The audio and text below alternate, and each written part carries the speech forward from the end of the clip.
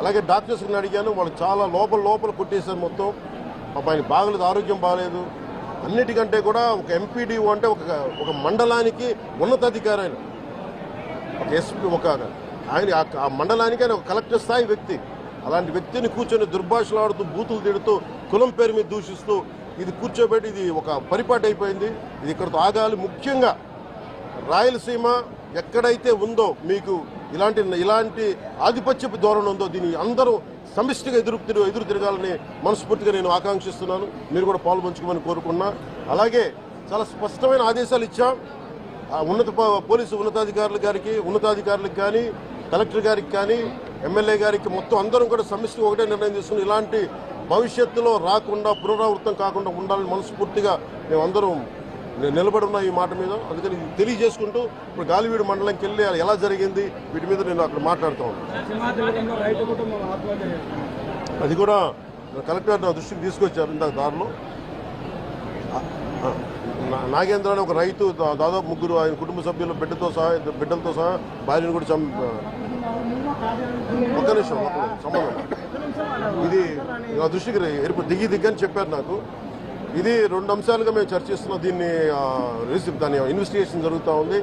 ఒకటి, అంతకు ముందు రోజే మ్యూటేషన్ మీద మేము తిరిగి ఆయన పొలం ఆయనకు వచ్చేస్తుంది, ఆయన ఎవరి దగ్గర అప్పు తీసుకున్నారంట. ఆ సదరు వ్యక్తి దగ్గర తిరిగి ఆయన మీద రాయించుకోవడానికి ఆయన మ్యూటేషన్ కూడా జరిగింది. అంటే దాని అర్థం ఏంటంటే అప్పు తీర్చడానికి సంసిద్ధంగా ఉన్నారు, ఆయన దగ్గర డబ్బులు ఉన్నాయని అర్థం. ఈ పరిస్థితి ఆయన చీనీ తోటలోనే ఉరి తీసుకున్నారని చెప్పారు. చీనీ తోట కూడా కాపుకి వచ్చింది. అలాగే కొర్రల పంట వేశారు.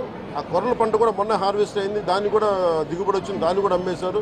మరి ఇలాంటి పరిస్థితులు ఎందుకు జరిగిందనేది మన కలెక్టర్ ఇందాక చెప్తా ఉన్నా, శ్రీధర్ గారు చెప్తా ఉన్నా. ఇది చాలా బాధాకరం అనిపించింది. వారికి మనస్ఫూర్తిగా నేను నా గుండె లోపల నుంచి నేను సానుభూతిని తెలియజేస్తున్నాను, ప్రగాఢ సానుభూతిని. అది ఏ పరిస్థితుల్లో జరిగిందనేది సంపూర్ణమైన నివేదిక వచ్చాక దీని మీద సరైన యాక్షన్ తీసుకుంటాం. ఒకవేళ నిజంగా అప్పులు బాధ భరించలేక చనిపోయారా, అలాగే లేదంటే ఎవరన్నా బలవంతంగా ఇబ్బంది పెట్టి చచ్చిపోయేలా చేశారు, ఈ కోణంలో కూడా మనకి ఇన్వెస్టిగేషన్ జరుగుతూ ఉంది. దీని మీద వచ్చాక దీని మీద ఖచ్చితంగా స్పందిస్తాం. ప్రధాన సమస్య ఉంది సార్. అటవీ శాఖ ఆధ్వర్యంలో ఫార్మ్ టు పర్మిట్ ఇస్తారు సార్. ఎక్కువగా ఇక్కడ రిజర్వ్ కన్వర్షన్ ఎక్కువ సార్, ఫారెస్ట్ రిజర్వ్ కన్వర్షన్ ఎక్కువ.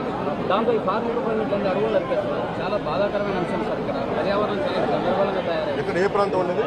మొత్తం అంతా ఉంది సార్. మొత్తం ఉమ్మడి కడప జిల్లాలో ఎక్కువ బదివేలు ఉంది, భీమటం ఉంది.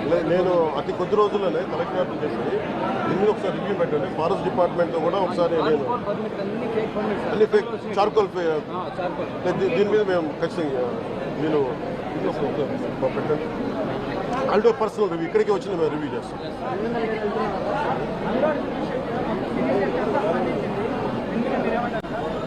రెలవెంట్ ఇక్కడ మనుషులు చచ్చిపోయి సినిమాల గురించి మాట్లాడారు.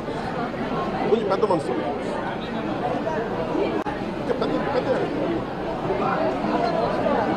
మీరు డిబేట్ మన మనసులో చెప్తారు. Debate go beyond cinema.